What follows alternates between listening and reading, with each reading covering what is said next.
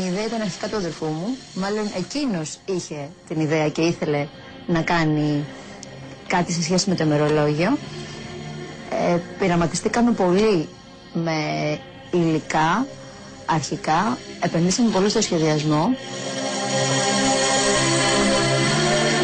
Σε μια πραγματικά δύσκολη περίοδο που οι νέοι άνθρωποι μαστίζονται από την ανεργία και βυθίζονται στην απογοήτευση και την ανασφάλεια για το μέλλον τους, αυτοδημιούργητοι επιχειρηματίες που πρωτοπόρησαν και πέτυχαν περιγράφουν πώς η έμπνευση, η θετική διάθεση αλλά κυρίως η αλλαγή της νοοτροπίας μπορούν να αποτελέσουν διέξοδο από την κρίση. Κατασκευάζουν τα προϊόντα σημειώσεων Flexmo, δηλαδή τετράδια, σημειωματάρια και ημερολόγια που έχουν ένα ιδιαίτερο τρόπο βιβλιοδεσίας. Η καινοτόμα τεχνική που χρησιμοποιούν, η λινοδεσία, επιτρέπει στα προϊόντα να ανοίγουν τελείως, να διπλώνουν, να λυγίζουν και να μην φύρονται, αλλά να επανέρχονται στην αρχική τους θέση. Μάλιστα, ο Οργανισμός Βιομηχανικής Ιδιοκτησίας απένιμε πρόσφατα δίπλωμα ευρεσιτεχνίας στη Γρηγορία και τον Δημήτρη για αυτή τους την προσπάθεια. Είναι κάτι πρακτικό, εύκριστο και μπορεί να το χρησιμοποιήσει οποιοδήποτε.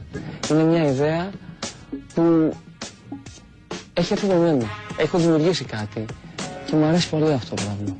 Πολλές φορές έχουμε δοκιμάσει να ανοίξουμε βιβλία λογοτεχνικά και μας έχουν φύγει τα φύλλα. Έχει σχιστεί ή έχει οτιδήποτε. Όλα αυτά τα προβλήματα. Αλλά αυτό εδώ πέρα μπορεί να κάνει οτιδήποτε θέλεις και να συνεχίσει να είναι στην αρχική του κατάσταση. Έκανα πρακτική άσκηση στην Ολλανδία όταν ήμουν φοιτητής και εκεί με εντυπωσίασε πόσο απλά λειτουργούν τα πράγματα. Πόσο προλάβουν τα πράγματα. Δεν χρειάζεται να προσπαθήσεις. Εδώ πέρα κάθε τι μπορεί να είναι έτσι ή αλλιώς. Τίποτα δεν είναι ξεκάθαρο.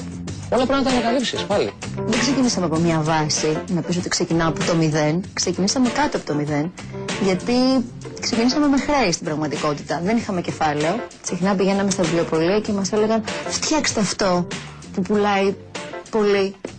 Και λέγαμε οκ, πουλάει πολύ. Δεν συνεχίσει να πουλάει πολύ από τον άνθρωπο που το παράγει. Δεν έχει νόημα να βγάλουμε κι εμείς κάτι αντίστοιχο. Έχουμε κάνει κάποιες κινήσεις με Κύπρο και κάποιες ζητήσεις έχουν αρχίσει και πάμε και από το εξωτερικό. Κάποια ζήτηση υπήρξε τώρα τελευταία και από Αμερική. Οι επιχειρηματίες ισχυρίζονται ότι ως χώρα έχουμε πολύ καλά στοιχεία, αλλά δεν καταφέρνουμε να καθιερωθούμε διεθνώς εξαιτίας κακών πρακτικών και συνηθιών, όπως το φακελάκι και η γραφειοκρατία, αναπόσπαστα μέρη της ελληνικής πραγματικότητας. Από το ένα γραφείο στο άλλο, και αφού κατέληγες τελικά στο γραφείο που ήθελα να κάνω αυτό που με είχαν προωθήσει από όροφο σε όροφο, τους έλειπε ένα ακόμα χαρτί. Την επόμενη μέρα τους έλειπε ένα τρίτο χαρτί.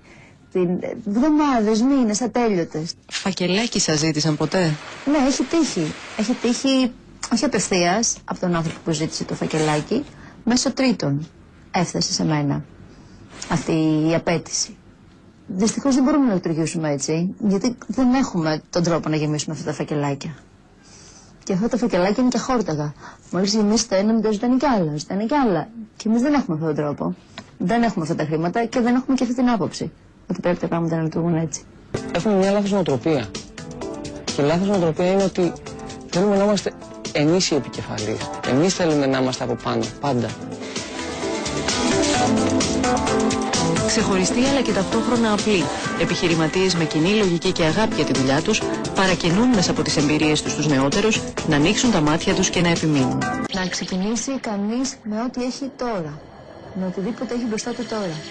Να μην περιμένει τις ιδανικές συνθήκες, γιατί οι ιδανικές συνθήκες μπορεί να μην δημιουργηθούν, αλλά με αυτό που έχουμε τώρα ας ξεκινήσουμε κάτι και βλέπουμε. Οι δυσκολίες θα έρθουν. Και βοήθεια θα έρθει. Με κάποιο τρόπο πάντα καταγίνεται. Εγώ αυτό έχω δει. Μια ιδέα που τους έρχεται να την πιστέψουν. Να την ψάξουν πολύ, να την αναλύσουν. Όχι απλώς ήρθε μια ιδέα και την κάνω.